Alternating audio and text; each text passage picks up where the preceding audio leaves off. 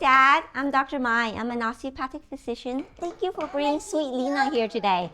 We're going to do an osteopathic treatment for her and help her reach her optimal health. Do you have any questions for me? Or? Oh, thank you. Is it okay? May I work on your daughter and play with her? It'll be more fun and play, so she's not going to realize that she's getting an osteopathic treatment. She's going to think it's a play session. Hi, Lena. What are you making? Oh my goodness, that looks like such delicious soup. So Dad, right now I'm working on her ribs and her diaphragm. It makes a big difference because all the oxygen goes into the lungs, and we want to make sure those areas are not restricted so that she has proper oxygenation to the rest of the body, and it feeds all her organs and her muscles and her brain, and it allows things to work better for her body. So great. Wow, that looks delicious. Can I have a taste? Can I have a taste? Let me see. Mmm, so good. You're such a good chef and cook. So right now, Dad, the cranium has like 22 bones, and they all have their own special movements that they do and the motions, and that allows for the function of the brain and also all the fluids in the head, and also helps control the spinal cord and send signals out to the rest of the body. And when there's any areas that sometimes can be from birth or from falling, because kids fall a lot, it can get tight in a part of the brain or the head, and it doesn't allow for like the most optimal function for her.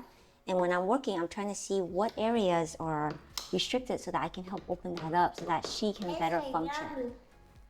Whether it's her growth or for her to be the better version of herself. And then sometimes you might find that she might pause and just like be still for that moment. There's a shift that's happening. So sometimes kids, they do that. They just innately can feel it. And oftentimes after a treatment, they might be, you'll find that they're just better. They're happier. They can sleep better. They eat better. They play just more coordinated, and they're different from what they were before the treatment, in a better way.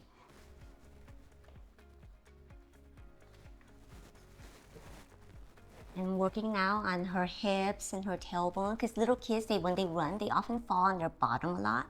And the tailbone actually connects to the spinal cord up to the head, and so they work together. So we have to always work the tailbone in addition to the cranium as well, the head, so that everything's in sync. It's like one synchronous machine that works together, and it's like in a computer.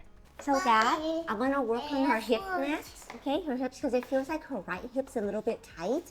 And it seems like also not just that, but her knee and her ankle too. And that might affect how she might like run or play or skip.